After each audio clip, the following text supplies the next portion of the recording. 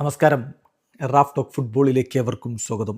L അൾട്ടിമോ tango 2026 world കപ്പിൽ Lionel Messi അണിയാൻ പോകുന്ന ബൂട്ടിന് Adidas ഇട്ട പേരാണ് എൽ അൾട്ടിമോ ടാങ്കോ.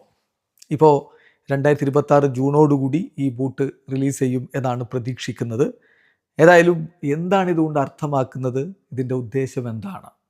എൽ അൾട്ടിമോ ടാങ്കോ എന്ന് പറഞ്ഞാൽ ദി ലാസ്റ്റ് ഡാൻസ് എന്നാണ് അർത്ഥം.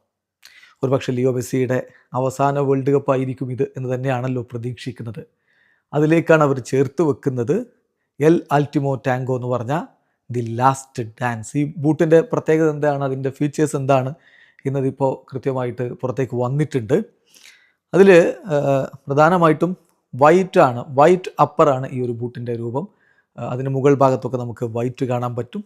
ദെൻ അതിൽ ഹൈലൈറ്റ്സിൽ ബ്ലൂ ഉണ്ട് അഡിഡാസ് ലോഗോയിൽ. അതുപോലെ തന്നെ ടിപ്പ് ഓഫ് ദി സ്റ്റഡ്സിൽ നമുക്ക് സ്റ്റഡ്സിൻ്റെ ടിപ്പിലൊക്കെ ബ്ലൂ കാണാൻ പറ്റും. അതുപോലെ തന്നെ ലേസ് ഡീറ്റെയിൽസിലൊക്കെ ബ്ലൂ നമുക്ക് കൃത്യമായിട്ട് കാണാൻ പറ്റും. കൂടാതെ ഗോൾഡ് ഇതിൻ്റെ ഒരു ഭാഗത്ത് വരുന്നുണ്ട്. അത് അർജൻറ്റീൻ ഫ്ലാഗിൻ്റെ കളറിലെ കാര്യങ്ങൾ ഉൾപ്പെടുത്തുക എന്ന ഉദ്ദേശത്തിലാണ് ഗോൾഡ് കൂടി അതിന് കൊടുത്തിരിക്കുന്നത് എന്നാണ് പുറത്തേക്ക് വരുന്ന വിവരങ്ങൾ. ഏതായാലും the model is expected to be released days before the world cup. World കപ്പിന് തൊട്ട് മുമ്പത്തെ ദിവസങ്ങളിൽ ഈ ഒരു ബൂട്ട് റിലീസ് ചെയ്യപ്പെടും എന്നാണ് പ്രതീക്ഷിക്കുന്നത്. എന്തായാലും ലയണൽ മെസ്സിയുടെ അവസാന വേൾഡ് കപ്പ് ആയിരിക്കും. Argentina group ജെയിലാണുള്ളത്.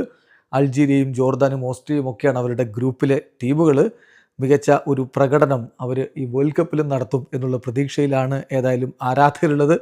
മെസ്സി 2006-ലും 2010-ലും 2014-ലും 2018-ലും 2022-ലും ഒക്കെ ആയിട്ട് വേൾഡ് കപ്പിൽ പാർട്ടിസിപ്പേറ്റ് ചെയ്തിട്ടുണ്ട്. 13 ഗോളുകൾ 26 കളികളിൽ നിന്ന് അദ്ദേഹം നേടിയിട്ടുമുണ്ട്.